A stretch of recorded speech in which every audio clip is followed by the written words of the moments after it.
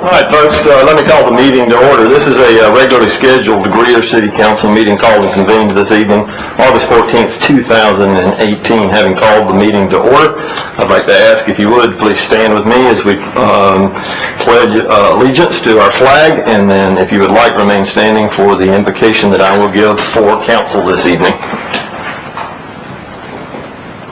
I pledge allegiance to the flag of the United States of America and to the republic for which it stands, one nation, under God, indivisible, with liberty and justice for all. Most kind and gracious Heavenly Father, we thank you for the many blessings that you have provided us through the course of this day. We thank you for this beautiful weather, and help us to be mindful of those folks that have been affected by the heavy rains and flooding and some of the other unusual weather that we have seen going on around the country. We thank you for all that you're doing in our city.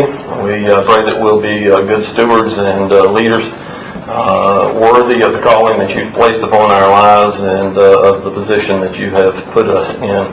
We pray that we'll be mindful of those that don't have a voice to speak for themselves, that you have called us to be that person. We pray that we'll be mindful of those in our community that need understanding and empathy and a voice to represent them. We ask these things in Christ's name and for his sake. Amen. Amen.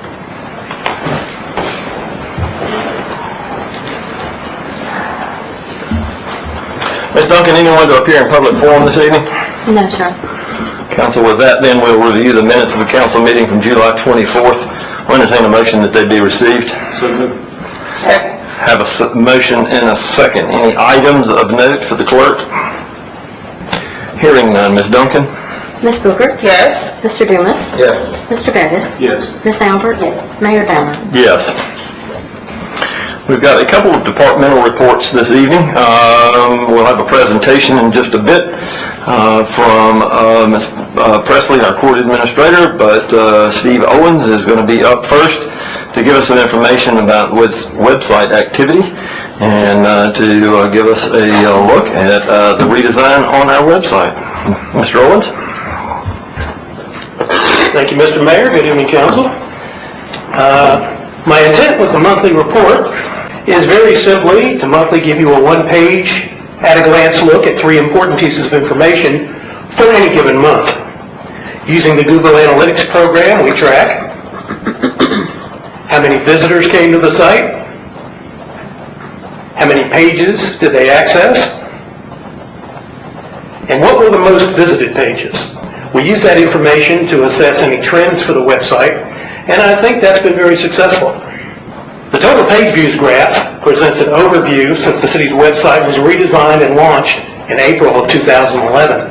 It's difficult to see on this graph, but April of 2011 is about halfway up the graph. It's a screen, and you can see each month for the next 7 years of that site. Visits peaked in 2014 and 15, but remain close in numbers. This followed a national trend. Although the city's webpage did not drop dramatically, website usage nationally began to stagnate as the public enthusiastically, unabashedly embraced a new way to gather information. Yes, social media. Facebook, Twitter, Instagram, YouTube, Snapchat, Pinterest, Reddit, and because 1.4 million Chinese can't be wrong, Qzone and Weibo, both of which have now surpassed Twitter and hold the 4th and 5th places in the most used social media internationally. It seemed like a barrage with a new social media platform being launched almost monthly. And that hasn't changed. Social media continues to trend upward in popularity among all demographics. As we look back at the big 3 from the monthly report, we can tell that the number of visitors and total page views are trending ever slightly down, very gradually. But that makes the most views page literally the MVP of this report. Eliminating the home page by default, 6 of the next 9 pages deal with interactivity and events. If you've been on social media lately, and trends are that you probably have, You'll realize that those are two large components of many discussions on social media. Even the three departments that appear in the rankings, Police Department at 4, Parks and Rec at 7, and Building and Development Standards at number 9, they are among the city's leaders in public engagement. They're out on the front line. So let's talk strategy. We've been studying these trends for the past 2 years. Clearly, websites are not going away anytime soon. They remain a repository of valuable information and are how many businesses and individuals conduct their business. So as we considered a 2018 redesign of cityofgreer.org, we knew that we wanted to keep the best elements of the city site. It also provided an opportunity to bring our website closer to the social media platform by further engaging visitors. We've partnered with the website design company Civic Plus to do just that. I'm pleased to present the new cityofgreer.org. The site was built to be natively responsive, and in the testing we've done, it's both attractive and functional on mobile phones, tablets, as well as desktop. It's a major upgrade from the previous site. In keeping with the desire for interactivity, visitors are invited to create an account, as you'll see at the top of the page here. Once they sign in, they may select to receive updates through email or text messages, it's their choice, for breaking news, new calendar items, or the new monthly city newsletter, which you'll see at a button here.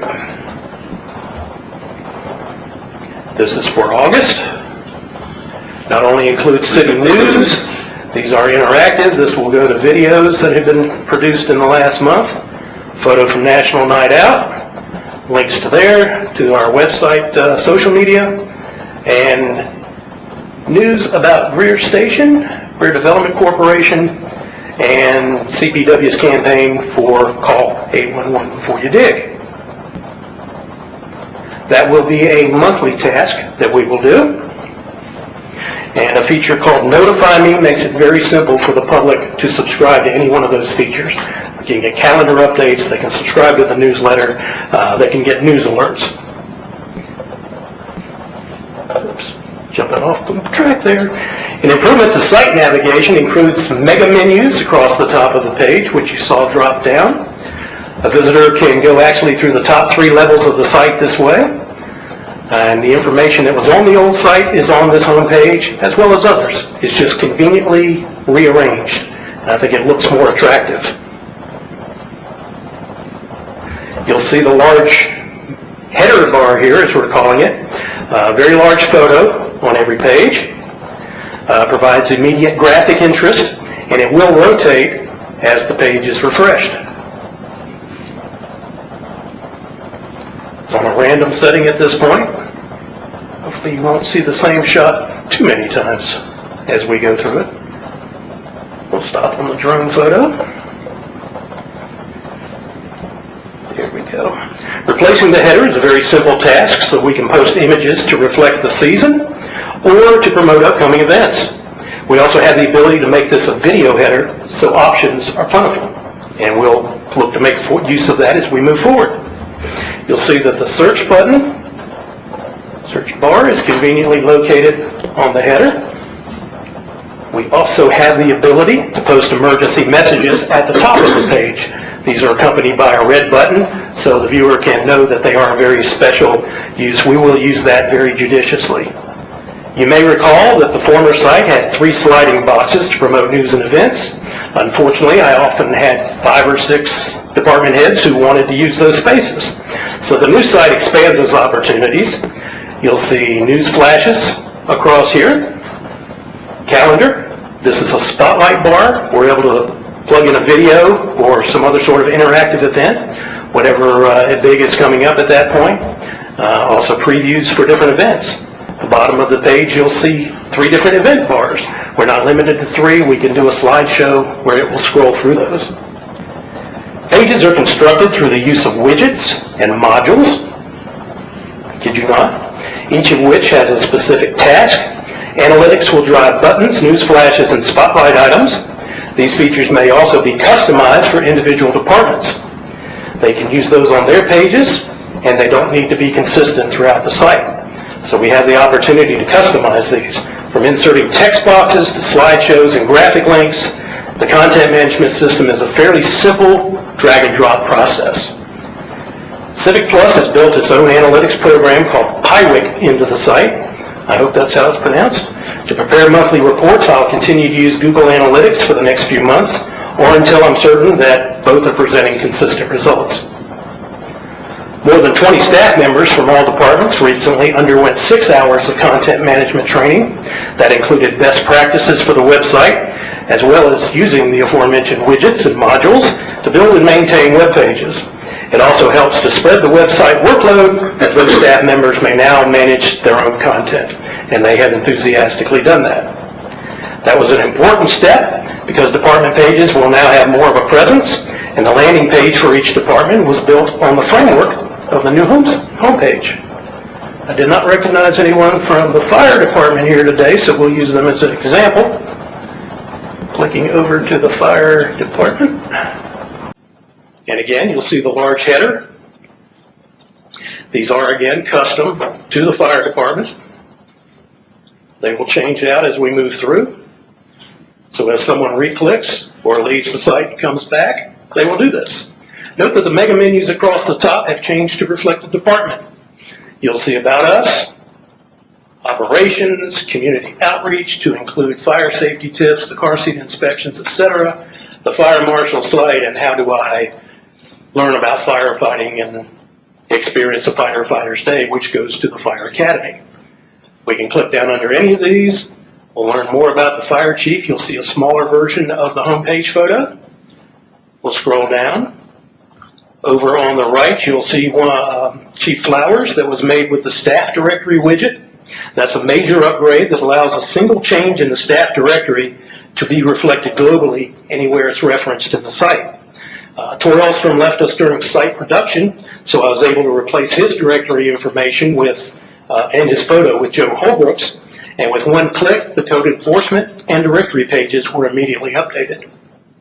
This also works for documents and images, and it's a convenient way to fix the back-end features.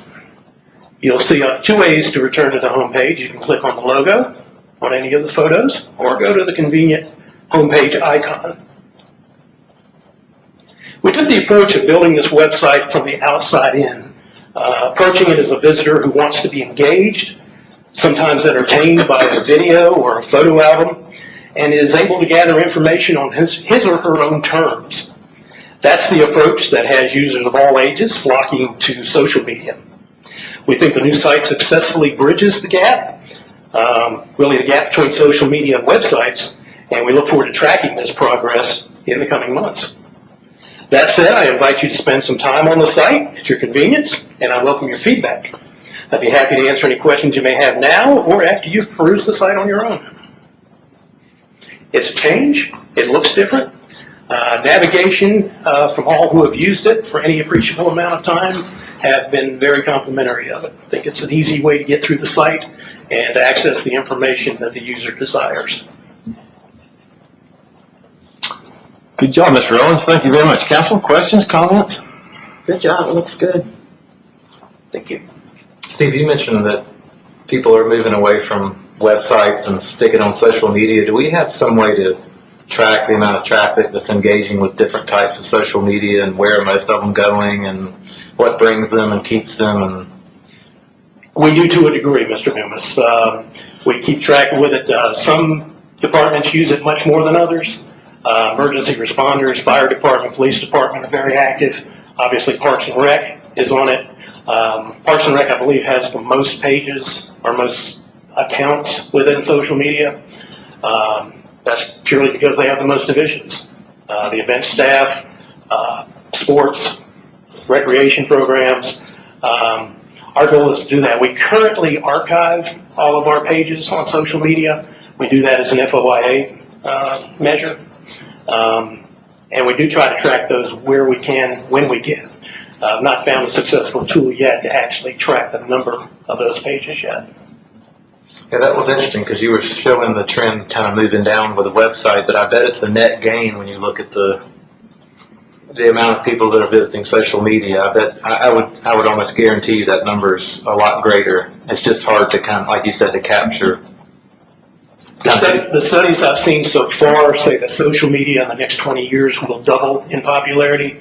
Websites will largely remain stagnant. So what we want to do is increase the accessibility, the companionship, the ability to really shorten that gap. That they say, I can get the same things on the site that I can get there. Why don't I go there for videos? We shoot some videos of youth baseball. Those are the things that tend to drive it. I don't think we'll get the cat videos, but... Well, the benefit of the website is that it's cataloged. Like you can kind of organize all of the different events and things so they can go on there and grab it, and then the social stuff just kind of happens as it is. So it's, if you want to dig back in and get a little more depth, then it's good to have both. And social media really covers everything. Someone coming to the city website, they want to know about the city, what's going on, what's going to be going on, and we think we can make that engaging for them in the same sort of format. Site looks good. Thank you. Thank you. Others? We appreciate the work. Thank you for the good job. Looks great. Thank you, sir. Thank you.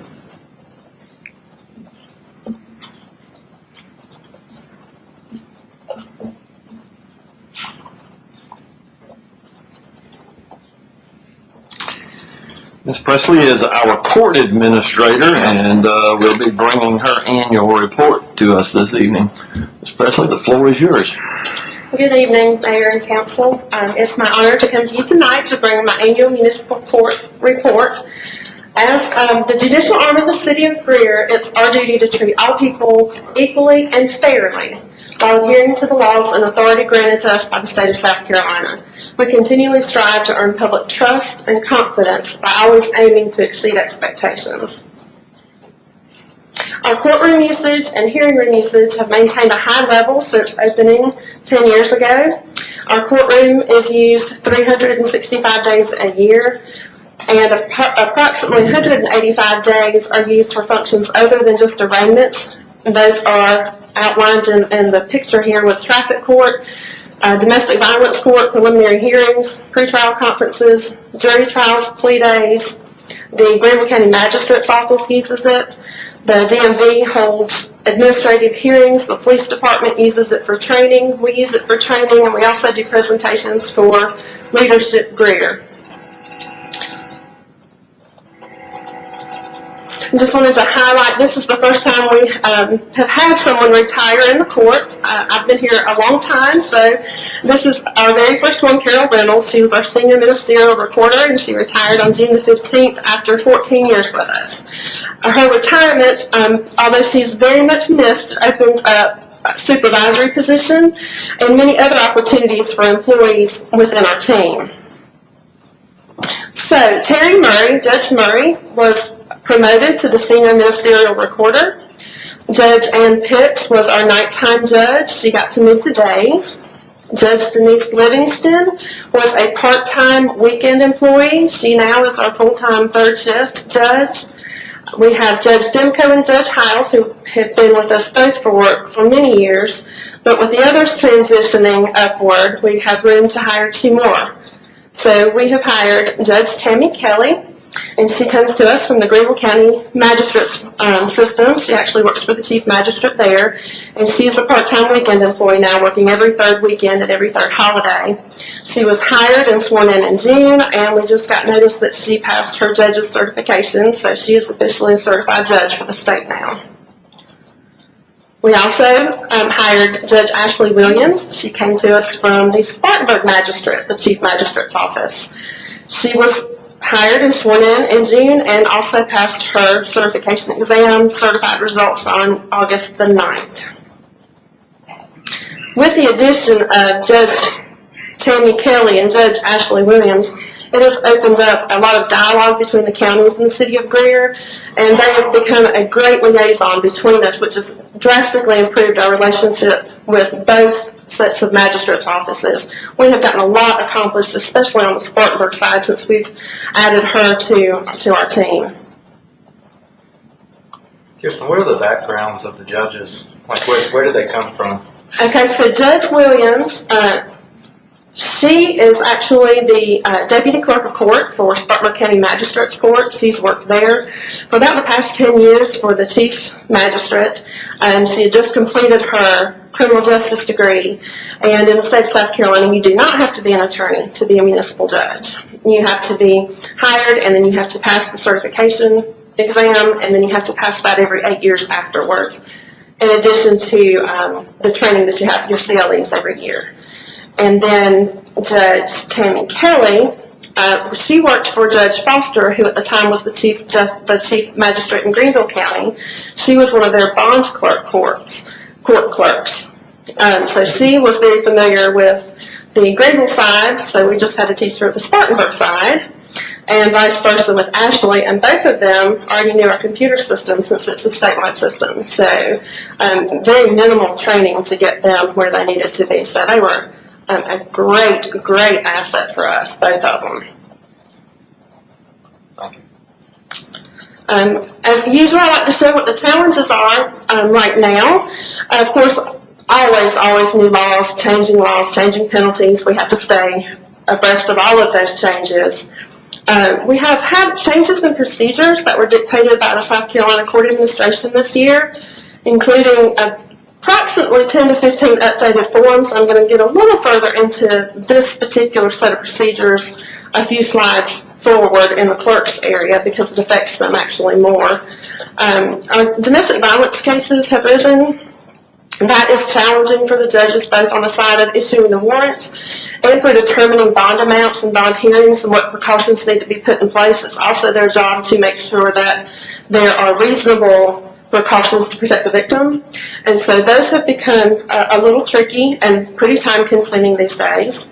Of course, we go to as much training as we can, but every situation is different, literally, when it comes to those. There were quarterly meetings in Spartanburg with the Chief Magistrate that we could not attend because they were on Wednesdays, which is our court day. With the addition of Judge Williams, she now attends all of those for us because she's already there. So that has helped tremendously. And monthly meetings in Greenville was the same thing with their Chief Magistrate. They were on Wednesdays, which Judge Mims can't make, I can't make. And depending on the volume of court cases, there was nobody else I could send. So now that we have Judge Kelly, she's able to act as our liaison and participate in those meetings and bring that information back to us, which has made things much faster in disseminating information to us that will come from those meetings. And of course, variety of crimes, knowing the elements is always a challenge because they do change pretty regularly. Their accomplishments are definitely outnumber the challenges we've had. Lots of training, 14 hours mandatory, 3 hours of ethics, mandatory domestic violence training, mandatory substance abuse, mental health counseling, quarterly in-house training, online safety training.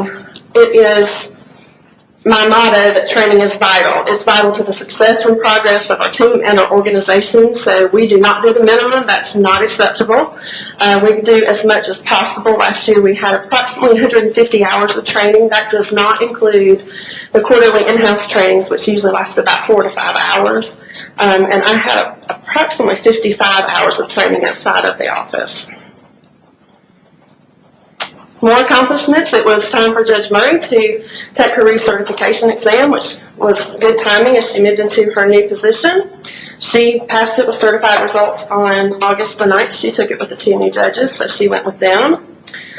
And they have made great progress in learning the new procedures that I'm going to talk about here in a little while, and all of the new forms that accompany it. We used to have all handwritten forms that came in a box from court administration. Everything, of course, is online now.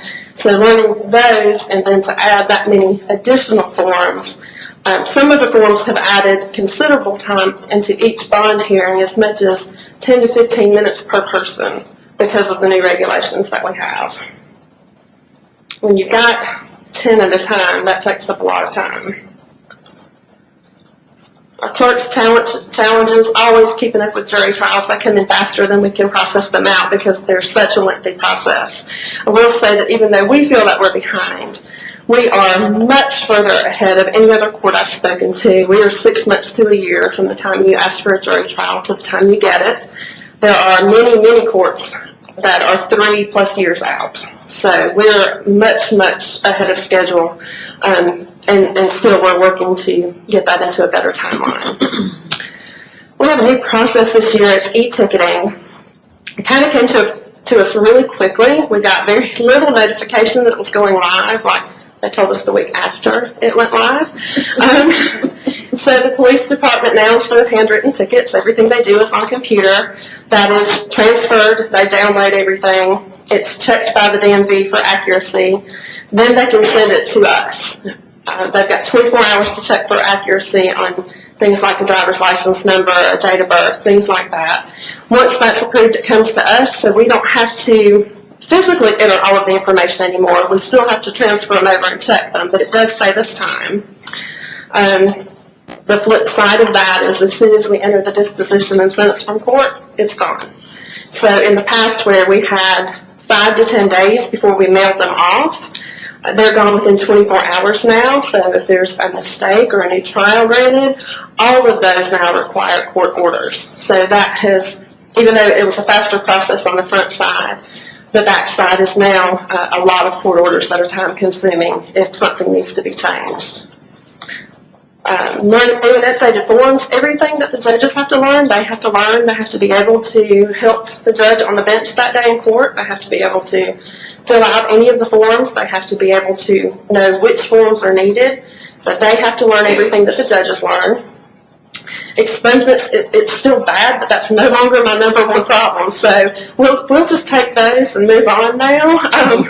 They're apparently not going to go away, and they keep adding more to us. So those actually are much easier compared to the new process that came out last year. Clerks achievements, victim service provider training. Every one of the clerks that interacts with a victim has to have special training to make sure that the victim's rights are protected. That's every other year, so they are up to date on all of that training. They've had local training on domestic violence and crimes against children. I did not add in here, but the other one that they're starting to train on is human trafficking, because we're starting to see that as well. So there's not a lot of training outside of the office on that, but we are getting a few classes here and there on that. We have a specialized clerk for domestic violence. When that program started, I was not willing to let anybody else touch it for a while. It was September 2015, so we are still up and running, and I felt like it was time to train someone else on that. So now Clerk Erin, it was Tremblay, she got married, is Erin McGowan, is our specialized domestic violence clerk. She handles everything that comes into the office that's going to be prosecuted in our court. When I made her the specialized domestic violence clerk, I made Colette Vitello the specialized preliminary hearing clerk. It just makes everything work much more smoothly if you've got one person that's familiar with every case that's going through, especially when those cases sometimes are continued 3, 4, 5 times. They know the information on them. It makes them an asset to the judge in the courtroom to be familiar with each case. In-house training, again, is very important with the clerks because there's no certification for them, so it's up to us to keep them up to date. Municipal Court Administration Association is our best asset. They're the only organization that trains just for municipal courts. They have an April conference and an August conference that I try to get as many people to as possible. And I was re-elected to the board of directors last year. I was second going for a 1-year term, and now I'm on a 2-year term, so I'm still there. Continuous maintenance of all their files, monitoring of all programs. With those programs comes partnerships with service providers. I have to foster those. We have training in-house, various conferences. I have several members on different service committees for the city. They've learned the new e-ticketing program, and they are learning the new process from the court administration. And because it's not the happiest place all the time, we have to find happy. We have to do things that are a little different than our norm, that bring our team together. So we do things outside of office frequently to do that, and we have food day and Christmas parties and cookie exchanges, and we do breakfast meetings on Saturdays, sometimes downtown, things like that, just to get everybody out of the office into a different environment. which drastically changes perspectives and attitudes when you do that. It makes for a much more cohesive team. With a strategic plan, it's really difficult to fit the court into there because we're such a reactive department. We have a customer service program, which we're constantly working. There's always room for improvement. In the past, we had the community service program with the police department, public services, and the court.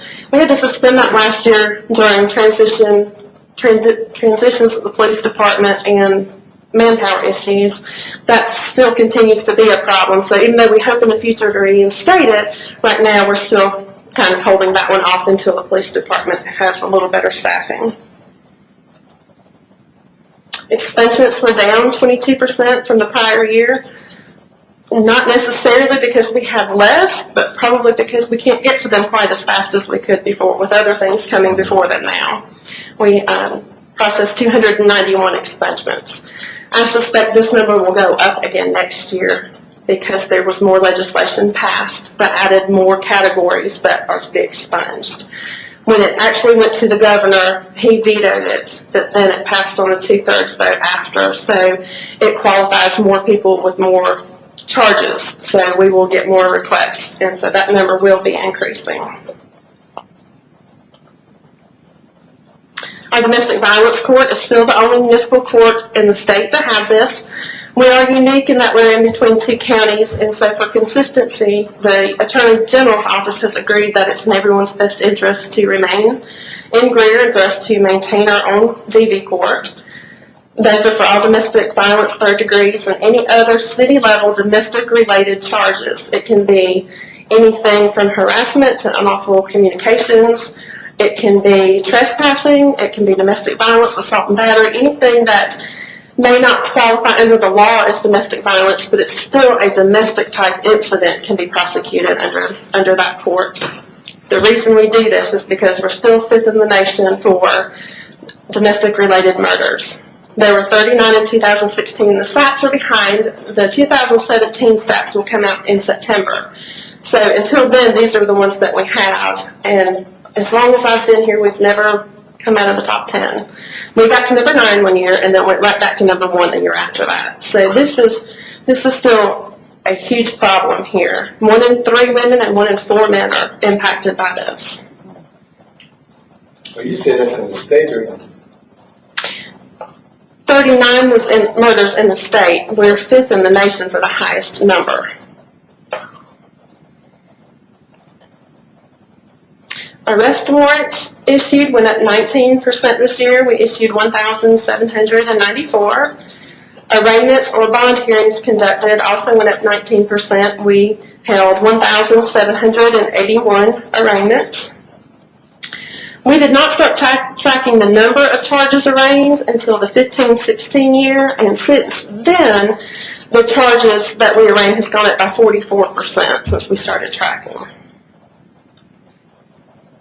Search warrants were up by 44% this year. This is everything from search warrants for officers to go into someone's house, to go into their property, a vehicle, to get their phone records, call history, medical records. It can also be a search warrant to obtain blood even in case of like a DUI where the person's injured and can't blow in the data master. So that's what type of records these are. And we issued 88 total of them for the past year.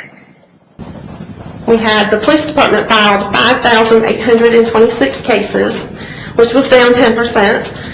The cases disposed within the court was 6,650, which was down 9%. Again, part of the reason will be the procedures that I get to with you. Part of the other reason is manpower shortage. And then there's also the complexity of the cases we see has increased. So each case takes longer for not only the investigation side, but for the court processing side as well. So cases that used to take an officer a short amount of time, they have multiple charges now, or charges that span between city level and general sessions level. And sometimes there's city level Spartanburg plus city level Greenville plus general sessions Spartanburg plus general sessions Greenville all in one case. Those are fun. So if we went back 2 or 3 slides, that was where we saw that spike in the number of That's the number of charges in the warrants that was growing so exponentially, even though I believe it's back one or two there. That's okay, so the actual warrants, arrest Yeah, right warrants. there, yeah. So it's the number of charges arraigned is what's growing so exponentially there. So it's multiple charges within Correct, within a person. Within a person. Right, Okay. right. All right. And then the total caseload does include this number plus the ticket count. And the total case number, cases filed, cases disposed, those are everything from All right, a traffic seatbelt ticket to a murder case that comes out of the court. They all start with us, even though they're going to go somewhere different afterwards. Okay, all right, great, thank you. Bench warrant activity, bench warrants issued was down 59%. I've got a good explanation coming for that one. 244 bench warrants were issued, 394 were disposed. It's good that we're getting rid of more than we're issuing, but the problem is we've stopped issuing because of a court order and a court procedure. That kind of ties our hands in what we can do now. You said you stopped issuing because We can issue some, but we can't issue them at the level that we could before. We have a new directive by the Chief Justice of the South Carolina Supreme Court that has laid out specific steps that we have to go through that changes the processing of any charge drastically. So in order to get to the point where we can issue a bench warrant, you're looking at probably a span of about 3 or 4 months before we can get to that. If it's a failure to appear from court, and if it's that they haven't paid, we have to exhaust many other efforts, including attempting to take their taxes through the set-off debt process. So our hands are very, very tied when it comes to how we process our cases now. In the packets that I have for you for after the presentation, I've got information that specifically shows what that is, and the memo that has the 69 bullet point steps that we have to follow now. Along with the flow charts I had to create so that we could understand them, so we could follow through with them where we were in the courtroom. Jury trials decreased 31% for scheduled cases and decreased 55% for disposed. Again, part of this are the new rules and procedures. The other part is we did have to cancel one term of court this year due to a staffing problem because of medical leave. So we will catch that back up this year. We also had a new prosecutor come on board, and so there was a little lag time of getting her back up to speed and getting her introduced to the other attorneys. So this year those numbers will go back up. Preliminary hearings, we saw a 21% increase in hearings that were scheduled. We had 262. That's 262 people that have asked for them. Those 262 people had a total of 443 charges. These are all general sessions charges for Greenville County only. Spartanburg County handles their own. Greenville County actually sends a prosecutor to handle these in our court. That keeps the Greer officers in the city limits instead of having to travel to a county facility to have these hearings. It keeps public safety a little more in interest. Total money collected was down 6%. We collected a total of $707,208.17. Again, our collection, we've got collection issues as to how we can collect now. Set-off debt is only submitted once a year. We submit that in the fall. We normally get around 4 to 5 checks from them. This year we only got one. Out of about $250,000 I submitted, we got about $5,000 from taxes. Unfortunately, not everybody that we see has a job and pays taxes. There was also a 6% decrease in revenue. Total revenue was $250,640.43. That was down a little bit from last year, which was around $266,000. Still somewhat stable for the revenue side. I suspect next year may look a little different with the collection being more difficult for us. And believe it or not, that is that's the court staff. I can remember when the man in the middle and I were it. We have come a really, really long way since 1998. But that is my team. I'm very proud of them. They work very hard to make sure that everything we do is in compliance and that we are doing what's best for the city. And I will be glad to take any questions. On the expungements, do people have to send in a request, or are those automatically done at certain times? Some of both. If they are fingerprinted, they're arrested and there's actually fingerprints done, and they are found not guilty, their charge is dismissed or null pros. It's automatic. They don't ask for it, and they're not allowed to pay for it. So we do those automatically. Anything that doesn't fall under that category, they can come in and request, and we have to do that free of charge. And when it's expunged, does it say disposed, or is it off? It's gone. No. You can't, like on the public index, if you were to look at for either county, if it's expunged, it just doesn't show. There's no record of it left with the court, with the solicitor's office, anybody that has touched that case. The DMV, the attorneys involved, defense attorney and prosecution. If either or both solicitors, either or both jails, city attorney, all of those expungement orders go to everybody that has touched the case, and it's taken out of everyone's records. Are there some things that remain on that? There are some things you can't have an expungement for. There are several laws, and of course they keep adding them. Some of them have to be done at a higher level through the solicitor's office in the county where it occurred.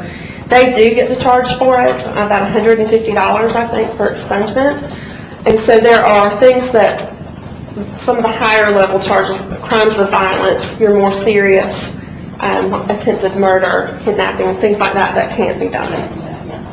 I just heard that it's brought up and talked about in different meetings I've been to, and of course, heard the governor talk about how they meetings and stuff.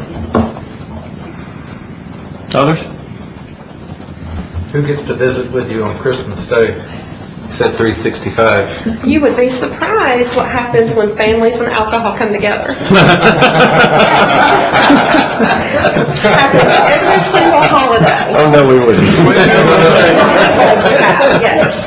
So we usually have a good many. Hopefully that's not when you throw your party. No, that is not. Okay, good. Correct. Ms. Presley, you have a envious task. We appreciate the work that you have done over the last 20 years in that department, and please pass that along to the judge as well too. It, for many of our departments, the challenges grow each year, but so do the resources and the ways that they're able to address things. And unfortunately, it doesn't sound like you get quite that much latitude in regards to some of the issues you deal with. And so we certainly appreciate all that your court and your staff is doing to address those issues, and we thank you for that effort. We really do. Thank you. With that, we'll move to the administrator's report. Thank you, sir. Members of council, a couple of things to share with you this evening. One, we did want to make you aware that we, for our long-anticipated shared dispatch operation on the fire department side, we have begun that process, and that is working smoothly for us. We are now dispatching not only for Greer, but also for Taylor's and for Bowling Springs. But again, that process is moving well for us. We've been in preparation for quite some time for that. A couple of things for us to tweak just administratively through our dispatchers, but it's going well. So I wanted to make sure that you were aware of that.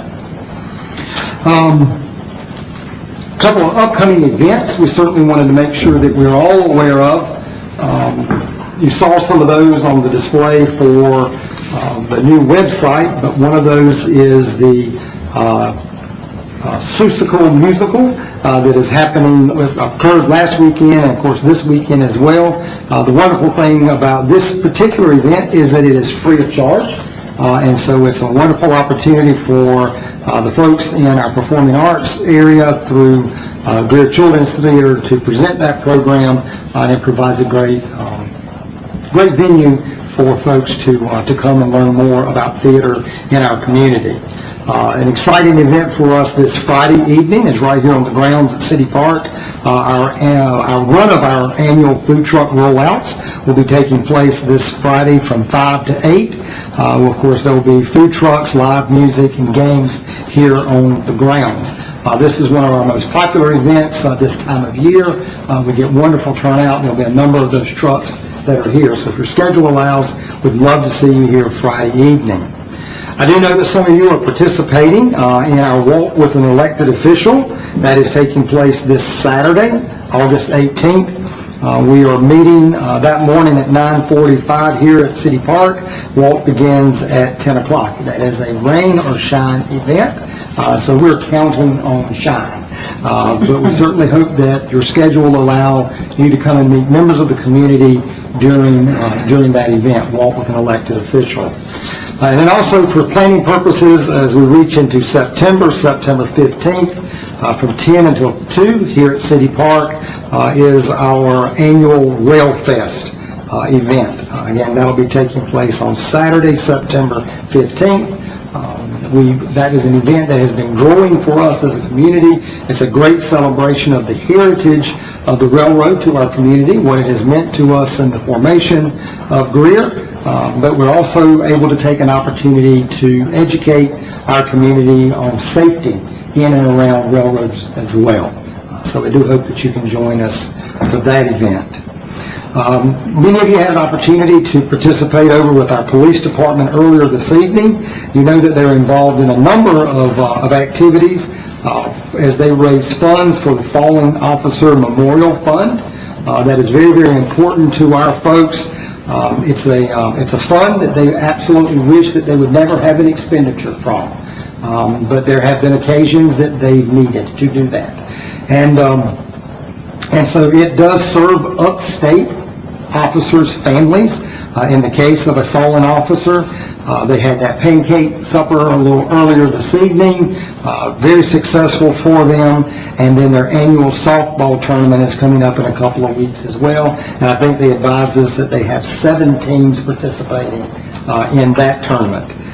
They take it very, very seriously. They're committed to this project, and as a community, we are glad to support them in that as well. You will notice that you are not at your normal desk this evening.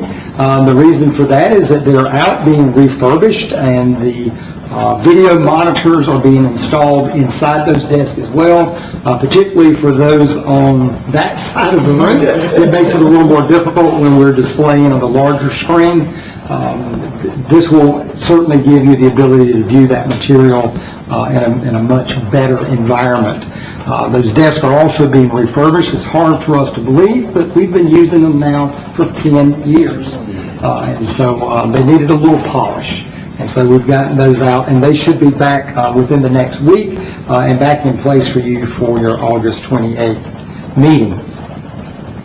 A couple of things relative to projects that we are working on. You are aware that we are currently reviewing the refurbishment, the restructure, the re-engineering of Kids Planet within Century Park. That is a project we've been engaged with for some time now. I'm going to ask Ms. Cunningham if she'll come to the podium to share some additional information. But one of the things that we have recognized in this project area is that we have been attempting to make improvements to the aesthetics, the appearance of that park as well. We know that we'll be doing a great deal of rehabilitation within the park, but our front door to that park is something that we've been working on now for several months. We had some stormwater issues, some storm drainage issues relative to the SCDOT ditch that runs along Brushy Creek there, Brushy Creek Road. We've made some improvements to that recently, but we recognize that there is an opportunity for us to go ahead and continue those improvements as a phase 1 of the refurbishment of that park. So I've asked Ms. Cunningham to share some information with you this evening about what's happening with that project, and I'll share a bit about our path forward. Okay, just a quick update on Kids Planet. We held our final project steering committee meeting on Wednesday, August 1st, and we just had a really great experience, and we're really looking forward to sharing with you the results that we have. I anticipate asking Alta Plan and Design, who is our consulting group, to present the completed master plan for Kids Planet to City Council in early September. And if approved by you, we hope to begin demolition of the playground structures in October and begin site grading and preparation shortly thereafter. So our goal is to open a newly renovated Kids Planet in the spring of 2019. So we have still lots to plan for. We have material that's there that we want to make sure that we preserve, and whether we're not still quite sure what to do with all the pickets and tiles, but we want to make sure that we do something really special with it. So we haven't come to the conclusion as to exactly what yet, but we have some really great information that we'll share with you hopefully this time next month. What do you think about making the pickets a part of what you do in the future? If not a part of the structure, maybe a separate structure completely, just to represent Kids Planet 1, you know, the first Kids Planet. So we really want to come up with something special. So if you have any ideas, we welcome those.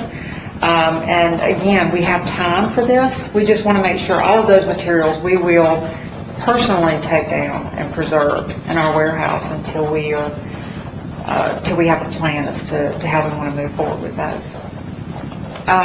The other part, just to give you a little bit of history, the first part of the Brushy Creek Road project, we installed approximately 250 linear feet or 41 tons of SCDOT approved riprap down the center line of the ditch, as well as a check dam that was approximately 40 feet up from that project site.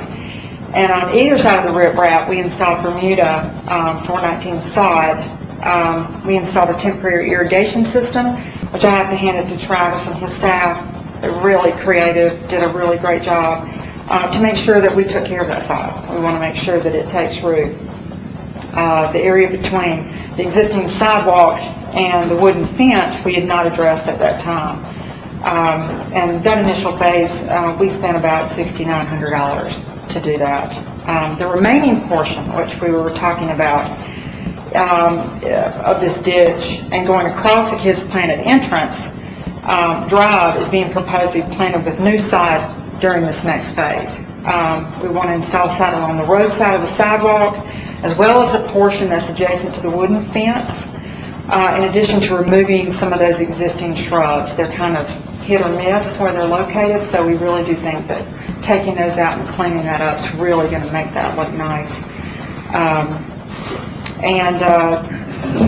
Let's see, there'll also be an installation of a 5 to 7 zone irrigation system. So it will actually be installed. So we don't have it above ground where you can see it.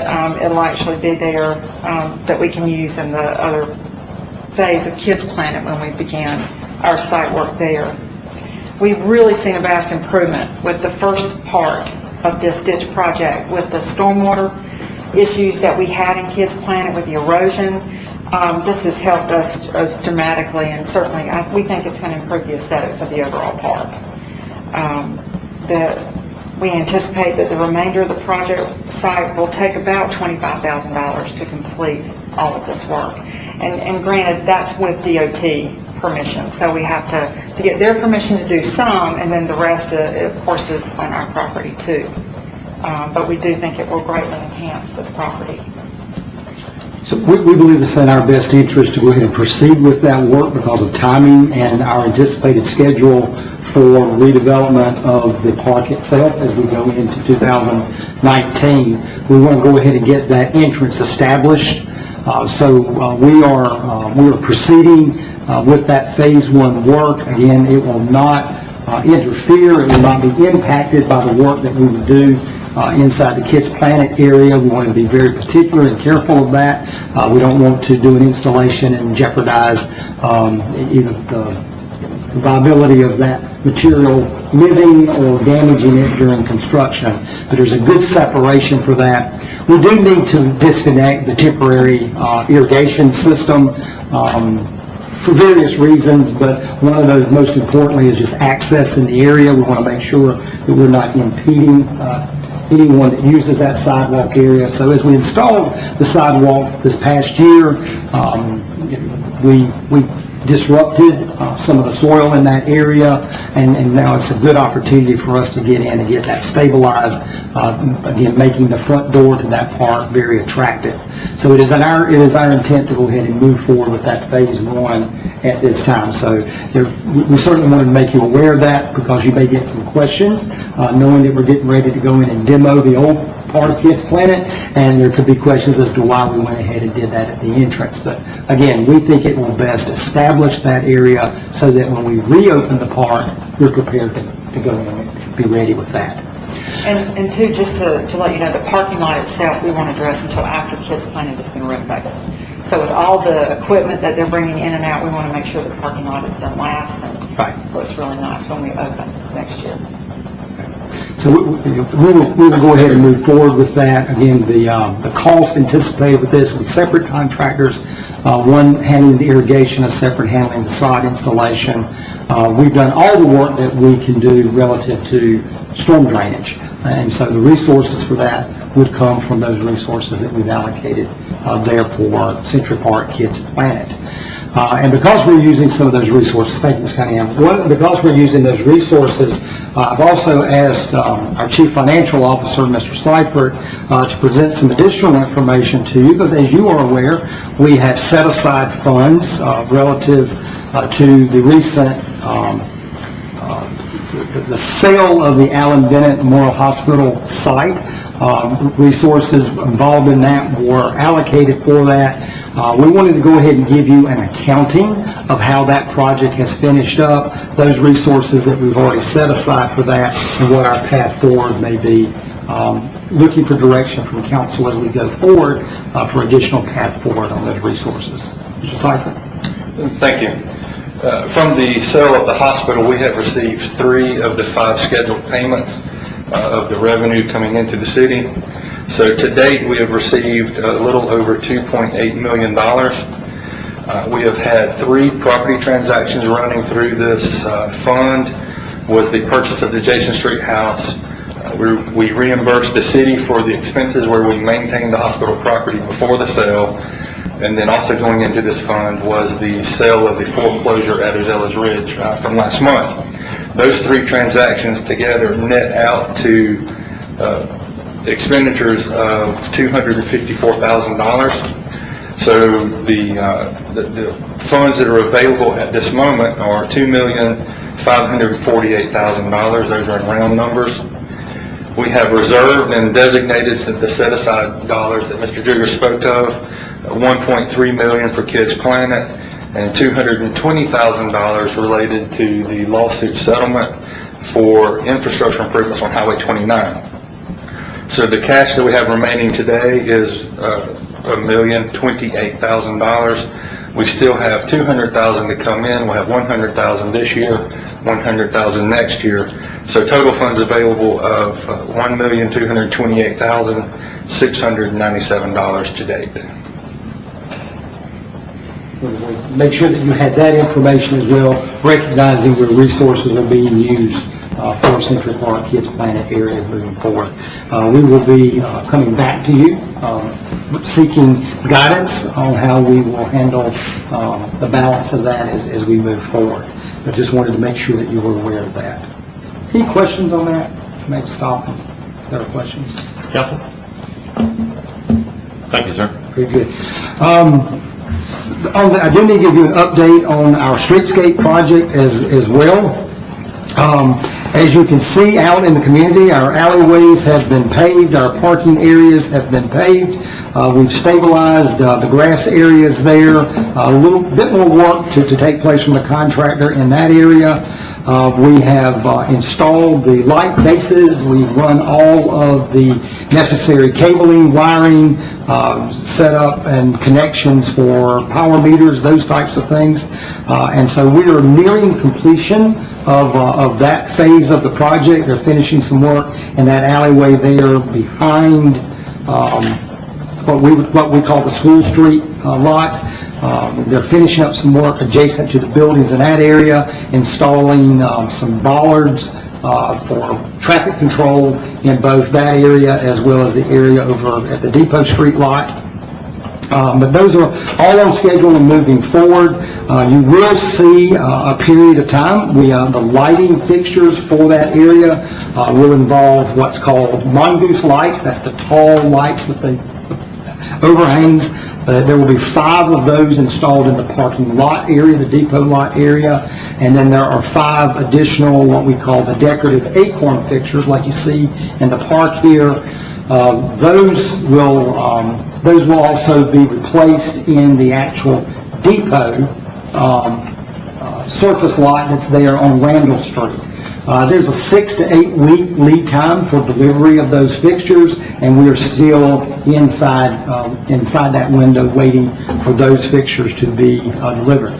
We are anticipating, we've been told that we're going to be more on the 8-week side of that, and so we're hopeful that they may come in a little earlier, but you may get a question. Someone may say, it looks like you stopped what you were doing. We will go as far as that, but once they have arrived, CPW will deliver the lights on site, mount them, energize them, and they'll operate from that point moving forward.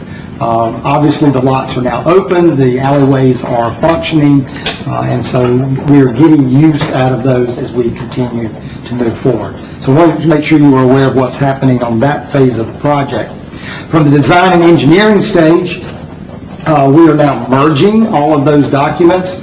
Kim and Horn is our design architects, and they are providing their information and sharing their information back with the professional engineer, COURTROOM, and so the survey work, all of the stormwater work, all of the meets and bounds, understanding that all that which happens at the surface level is being incorporated into that which is design, so that once we go to construction, those overlap and they match. And so Kim and Horn and COURTROOM have been working for several weeks now, making sure that those documents are accurate, and we've been continuing to review those documents as well. You can imagine that for a project this size, there are a number of areas that we have to give very explicit scrutiny to those, simply because it involves so much area. We've got to go subgrade, we have to do demolition, obviously, and then we do rebuild and installation as we move forward. So we're just trying to make sure that all of that is accurate, it's correct, and then we will move into the bid process. COURTROOM will manage that side of our project for us, and so we want to make sure that as that bid is submitted and we are looking at qualified bidders for the project, that we would, to the best of our ability, minimize change orders that would need to take place in the field. The more that we can get that right going in, the better off we absolutely are. But we need to move forward. We need to get the project to bid. We need to get those bids submitted to us. We need to bring those bids back to council to award contract on that, because our desire is to try to get mobilized prior to the end of the calendar year. Construction will be dependent upon when that mobilization can occur, and so it's a building block, and so we can't get to the next step until each occurs prior to that. But it is moving forward. Our facade grant in this project is moving well. As you are aware, we appropriated $100,000 to assist with $50,000 that is budgeted through GCRA. That's using HUD funds for those facade improvements. We're happy to report that we have 11 applications for those funds. They'll use those in varying amounts. 2 of those 11 have been awarded to this point, and we have many more of those that are continuing through the review process, and we're hoping that they will meet the criteria under HUD as well. But we feel very, very good about the 11 applications. These, again, are for facade improvements in the downtown area. We think that it'll have great impact as we continue forward in our streetscape project. And last but not least, in that, I wanted to share some information with you concerning our plans for logistics during this project. Later in your agenda, you will see that there is a proposal by staff for us to consider the purchase of 3 electric vehicles that would be used in that. But prior to that, for you taking action on the purchase of those vehicles, I wanted to certainly make sure that we were giving you information about the background and how this project will move forward. Elizabeth Adams, in my office, has headed up this project. What we are evaluating with our highest priority is how are we able to make sure that we are getting customers to our businesses. How do we get clients to businesses? How do we get customers to business? How do we get patrons to businesses? So whether you're coming during the day or during the evening, we know that the economic vitality of our downtown during our construction, it is critically important that we do everything we can do to get those customers there. During the construction, there will be times that there will be restrictions on various parking areas. There will be times that the entire lot next to Greer Relief will be inaccessible. There would not be the ability to park in that lot while we are working on Depot Street. And so no access to that point. And so we have to have alternative places for people to park, and we have to consider how we are moving those people. When we are working on any of the individual streets, whether it's Poinsett Street or it's School Street or it's Randall Street, any of those areas when we're working on streets that have parallel parking, during that phase of construction, those spaces will be inaccessible. So we know, again, that people who would normally park in those areas are familiar with parking in a certain place or in a certain area and they're needing to get to a business. How do we accommodate that to the best of our ability? So what we have done over the last several months is we have identified where we are able to go out another ring. We are working with not only our downtown businesses, but we're working with faith-based organizations, our downtown churches, people who have parking, and we've made arrangements with organizations for us to use those parking. But if we're going to be encouraging folks to use parking at First Baptist Church, or if we're going to be encouraging folks to use parking at the Methodist Church, or we're going to encourage people to use parking here at City Hall, and City Hall staff are relocated to another area, or to the lot adjacent to the fire department that's there, or Century 3. All places that we've made arrangements to have alternative parking during our construction, and it's going to be critically important for us to move people. And one of the options that we have identified, one of those ideas that came out of our meetings with our downtown merchants was the idea of being able to shuttle people where there could be more convenience for them if they were not used to parking in more remote areas, if they were not comfortable parking there and walking through a construction area that may have temporary sidewalks or temporary measures for those. The shuttle system came out of that idea, that process. We've researched that for a number of months, and we identified a local vendor out of the Simpsonville area, Star Electric Vehicles, that we work with, mainly because of their proximity to us. But we also recognize that the financial implications of that is that we needed to get bids relative to electric vehicles, if that was indeed the route that we were going. So we found competitors of Star Electric Vehicles to make sure that we were being able to compare those. Again, you will see later in the agenda, and we're glad to review that more at that point, but you will see in that we are indeed recommending the purchase of 3 8-passenger electric vehicles.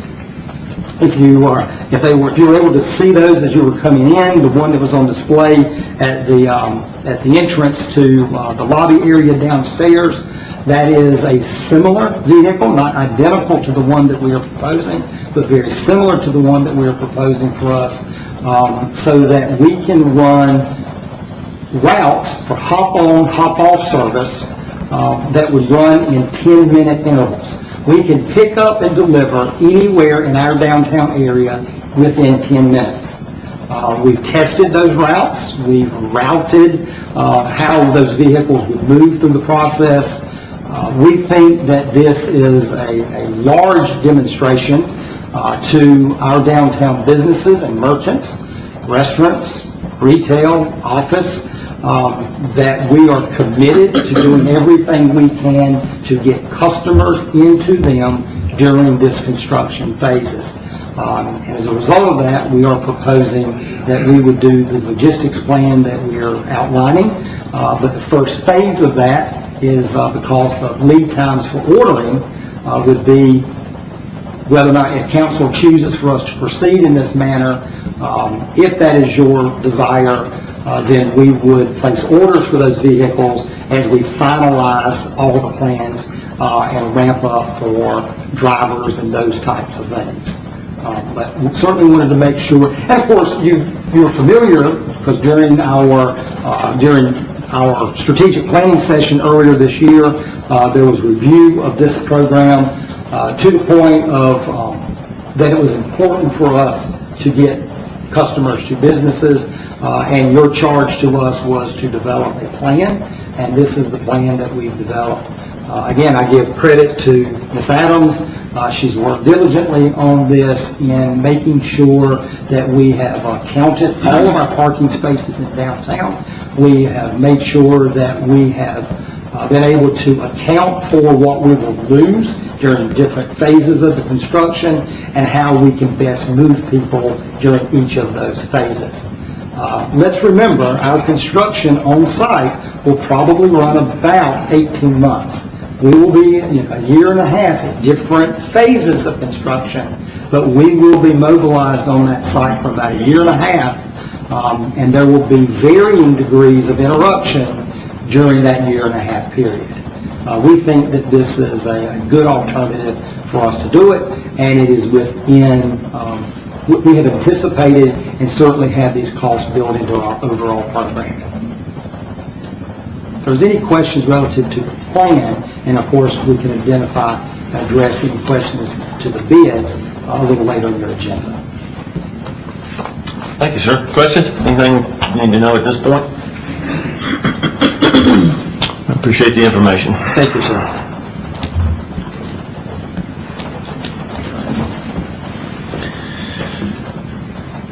Council will move forward with items listed on our agenda. The next item, which is appointment of boards and commissions, and the Board of Zoning Appeals in District 1. Allison Ringer has resigned her term, and that position will need to be filled. We will let Councilman Airwood know of that. And then in District 4, Mickey Montgomery has resigned his term on the Planning Commission. That is one we'll need to fill fairly quickly.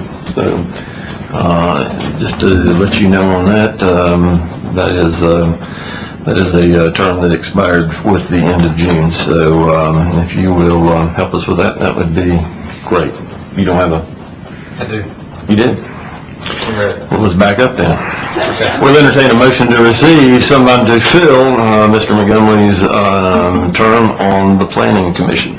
Okay, Mr. Mayor, I would like to make a motion that we replace Mr. Montgomery, and thank you, Mickey, for your service, with Mr. Walden Jones. Walden is a civil engineer that has served this area well for the last almost 20 years now, and he's worked on a lot of public and private projects, and I think he'd be an excellent addition to the Planning Commission, and I feel very fortunate to nominate him tonight.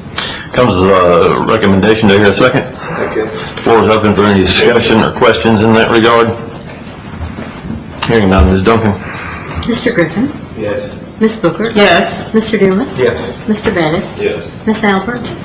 Mayor Danner? Yes. Thank you, sir. We appreciate it. With that, we'll move to items of new business, the first of which is the first reading of ordinance number 25-2018. This is an ordinance to change the zoning classification of property owned by Reba C. and Nelson R. Green, trustees located at 851 Brockman-McClyman Road, from RS Residential Suburban to DRD. Ordinance 25-2018 is a rezoning request for a portion of property located at the corner of Abner Creek Road and Brockman-McClyman Road. Mr. McMahon, you have his information in that regard this evening?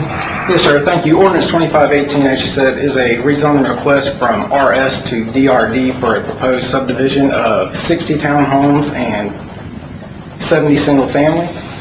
Here is the portion that is going to be rezoned to DRD in red.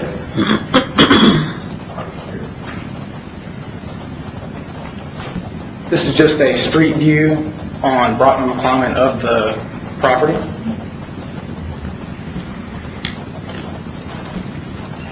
This is the proposed site plan. The townhomes will be up towards Abner Creek up here. And single family will be down here. One thing the Planning Commission did approve is an alternative sidewalk path. It will come along Abner Creek. It will come down into the subdivision all the way through here. It will exit out back onto Brockman Pond right here. The reason they did that was because they are not taking these parcels in. These are individual lots, have single-family residents on them. They are fully aware that this will be a public access, so if anyone from the public will be able to walk through their subdivision. They also kind of want that. They have the still of the subdivision. They don't have to keep it kind of like farmland, but they're installing a lake. They want people to walk through. They don't feel they're going to have a lot of people walking on Avenue Creek or walking on Line. Come to their subdivision and see how late it is.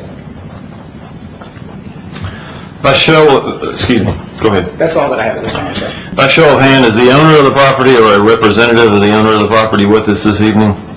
Thank you. For the record, note that it indicated so. If we have any questions, we'll be with you in just a minute. Council comes to us for our consideration this evening. I'll entertain a motion to receive. Second. I have a motion and a second. Floor is open for discussion. Questions?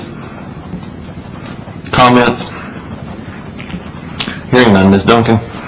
Mr. Griffin? Yes. Ms. Booker? Yes. Mr. Dumas? Yes. Mr. Bettis? Yes. Ms. Albert? Mayor Danner? Yes. Thank you. First reading of ordinance number 31-2018. This is an ordinance to change the zoning classification of properties owned by William Mason located at 180 Vanity Way and 220 Leekster Road from R12 and C3 to I1 Industrial. Ordinance 31-2018 is a rezoning request for two parcels located at 180 Vanity Way and 220 Leekster Road. Mr. McMahon? Yes, sir. This request, as you said, is for a rezoning of two parcels. Right here, you'll see, this is one of the parcels right here. This is part of the parcel. It also connects right here. This is the C3 zoning. That's a part of that, and the small parcel that's right here.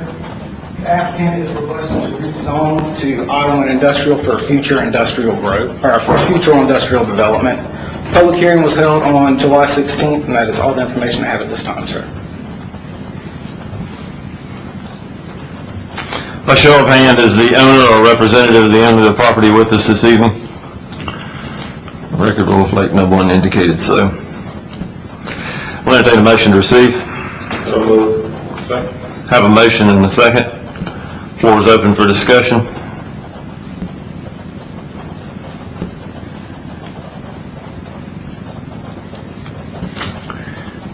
Mr. McMahon, does this property include that little small triangle, the other yellow one there, that one as well too? And that's all along, located along, I can't see the name on that road right there.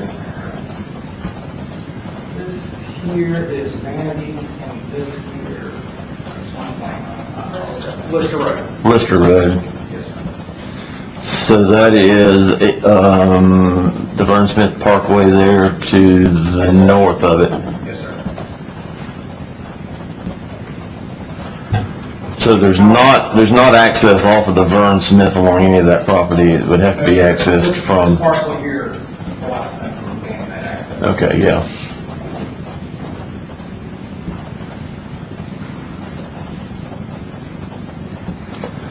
So except for the two small triangles, it's all contiguous there in that one larger interior area, correct? Yes, sir. This right here is relevant right. That's the only reason it's not chopped off that little corner piece. Okay. And the white piece up top, that's the river. This is all the time.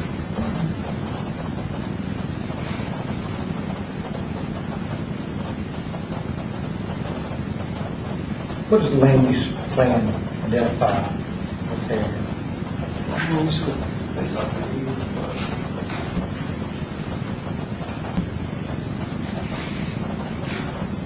It was residential land use too. The reason I believe Planning Commission felt that this was an appropriate use is because the Highway 80 is right here, 101's a little further down, Highway 29 is right up, just above this property. And so the access is on that Vanity Way, that little strip that's down there, the little triangle? They could have access on Vanity, but more than likely they'll have it on Lister, just because Vanity is such a small road. What's the road, what road is that between the yellow and the pink, down at the bottom? That's railroad. This is Railroad. Railroad, oh, okay. Yes, sir. They don't have very much road access. Well, there's a limited amount right here. Oh, Lister. So that would probably prevent that from becoming a separate use than the rest of the area, potentially. I know with the I-1 zoning, that would open up a couple of alternative uses, potentially. It could potentially, directly, we'll further help publishing the bigger map, you'll see is the GSP logistics park live right up here, which is not a land.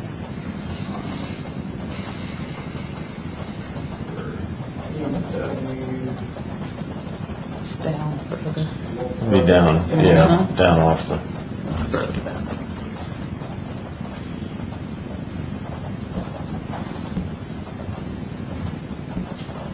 It's also a little bit difficult to see, but you can see the airport environs overlay on that property, which really makes this Right through here. unable to be used as residential because the entire frontage is within the overlay, and they don't permit residential development within that overlay. We've had a few applications recently to them, and they've been completely denied. No alternative pathway recommended, just no. But they're not gonna be able to access the track where the, on Leicester Road right there, well, I guess it's on the Burn Smith right there at that intersection where the rail cuts through there. I mean, you're saying that it's basically the outline of it's right there in red, and so, From here, all the way around.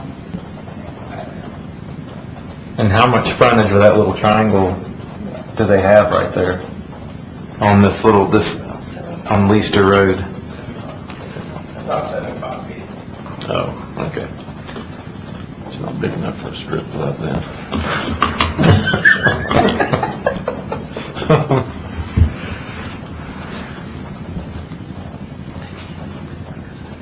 Other questions, comments?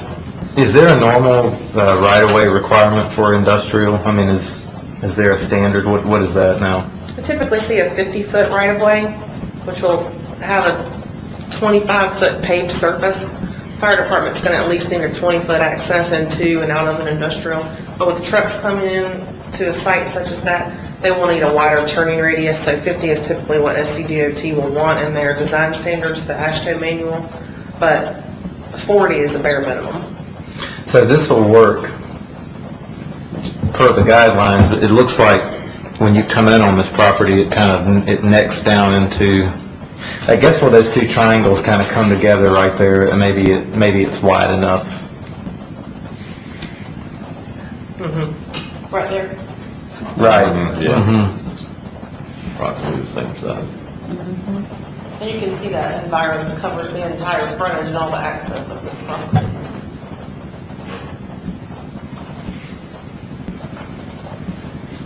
Others?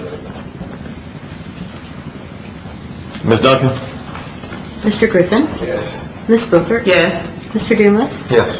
Mr. Bettis? Yes. Ms. Albert? Mayor Danner? Yes. Council, we have the first reading of ordinance number 32-2018. This is an ordinance to provide for the annexation of properties owned by John Matthew Bolton and Melissa Tatum located at 120 Davis Circle and Lois Satterfield located at 2782 South Highway 14 by 100% petition, and to establish a zoning classification of S1 for said property. Ms. McCormick? Thank you. This property is approximately 2.158 acres, and it also includes 200 feet of right-of-way. What they are looking to do, this is right across from Pella Medical, just to orient you to the area. So, we're talking about these properties here. They're kind of hard to see outlined in red next to a commercially zoned piece of property. Also in an airport environment area, so you're somewhat limited on use in that regard. However, they are proposing to construct a car wash on the site, and as such do need city services, city infrastructure in place for that use, and would like to annex into the city. That's all I have at this time. I'll be glad to take any questions that you may have. So orient me one more time to where this is. That's Highway 14? Pella Medical, Uh-huh. the new cancer tower, and all the things you've got a lot of construction going on in this location. And a developer has seen a great opportunity with this piece of property because of all of this and all the people that are there daily. As such, this is 14 coming down. That's Westmoreland. And then this is East Greer Street, and that's Davis Circle, which is a private road. There'll be no access on Davis, but you will have access on 14 and also on Greer Street. So it's a larger portion of the property here, and then this will also annex the right of way on that side of 14. So that's the fire station right there on the other side of 14? This is Palm Batesville Fire Department. Okay, That was a yeah. used car lot, it's currently no longer. Yeah, okay. I'm with you. Thank you.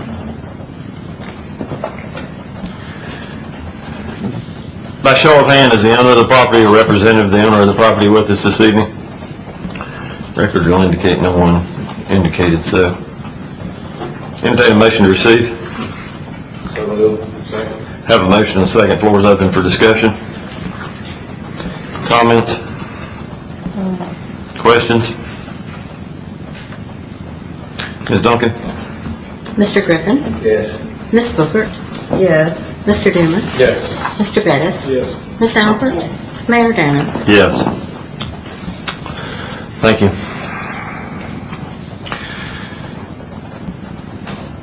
Council, item D this evening is the first and final reading of Resolution 19, 2018. This is authorizing a lease purchase agreement Series 2018 in the principal amount of not exceeding $3 million relating to the financing of equipment for municipal purposes, authorizing the execution and delivery of documents, including the lease agreements and other related matters. Mr. Seifert? Thank you, Mayor and Council. This resolution authorizes the administrator and other city staff to move forward with the accepting the lease purchase program that was approved through this year's budget by council. The RFPs for the lease documents are due tomorrow at noon, and this authorizes us to accept the low bid at that time, with closing to take place and funding to take place next week. On the recommendation of staff, do I hear a motion to receive? So moved. And a second? Second. Floor is open for any discussion. Questions? Comments? Hearing none. Ms. Duncan? Mr. Griffin? Yes. Ms. Bookert? Yes. Mr. Dumas? Yes. Mr. Bettis? Yes. Ms. Albert? Yes. Mayor Danner? Yes. Council, as a follow-up to our earlier discussion with Mr. Driggers, we have a quote summary for the electric vehicles. Mr. Driggers? Yes, sir. As a follow-up to the information you presented earlier, it contained in your package, you do see a memorandum that was provided to me by Ms. Adams, looking at the 3 quotes that were received for various electric vehicles. We are proposing that requesting council to approve the 3 vehicles from Star EV, Rogers EV, which is located in the Simpsonville, Greenville area. We recognize that this is not the low bid, but in evaluating the bids and the resources that we would need from the vendor, we believe that it is in the best interest of the city that we would extend this purchase to that group which is closest to us for delivery and serviceability of those vehicles. So we are recommending quote number 3 at $57,403. Again, that is for the 3 vehicles, and that is our request to council. Certainly, again, glad to answer any questions that you may have. Council, on the recommendation of staff, do I hear a motion to receive? Have a motion and a second. Floor is open for discussion or questions. Well, also the low bid, you could not get bench seating. That was a killer for me. Yes, that is correct. It also had a maximum capacity of 6 seats. That's what I'm saying. Yeah, because they have the bucket seats and only the bucket seats. What do we plan to do with them after our use? I think there are several options that are available. One that I think could be exciting for us is that as we come out on the other side of our streetscape project, we may find that this program is so successful that there's an opportunity to continue it. So I think that certainly is an option for us. We certainly know that as we would intend to kick off this project with our Christmas and Greer station, that would be the first time that we'd be using the vehicles out there. We think that there could be great opportunity during festivals and special events in the downtown area, that this equipment could be used for transporting folks during those types of events. We know that they could be retrofitted and possibly used in various other departments, police department, fire department, parks and recreation specifically. And last but not least, we know that at the end of the project, if it is not our desire to continue the program or to use them in a repurposed way, we would have the ability to offer those for resale. They use them in Greer a lot of times. These maybe there you can see them people just getting on them and just lugging from place to place. They operate that system a little bit differently. That's a tip system to the driver. We are not proposing that we would do that. Our objective is to be as convenient and friendly to those patrons that are using the service, encouraging them to do that. And so we would be offering this program at no cost to the riders. We would fund it through our operating budget of the construction project. But again, if we, at the end of the program, if we thought it was successful, I think it certainly gives us the ability to look at how we would repurpose those from the perspective of, can we sell naming rights to those? Can we partner with our downtown businesses that that there is benefit to them in that new environment and how they are able to cost share with us as well. So I think the opportunities are there. I also believe that there will be opportunities that we haven't envisioned at this point, because I do believe that when we complete the streetscape project and the environment that will create in our downtown, I think that that along with other pending economic development projects relative to commercial and residential potential in the downtown area, that this could just be the next phase for us in how we move people in downtown Greer. These are battery powered. Battery powered. Do we know the capacity, like how long that charge will last? 11 hours, is that correct? That's an 11-hour charge on the batteries. These have been specified to have onboard charging, and so we would not have external charging stations. We have concluded that we have available space in one of the bays at our fire department, so these would be housed in a public facility adjacent to downtown. Very safe environment, and they would be stored inside.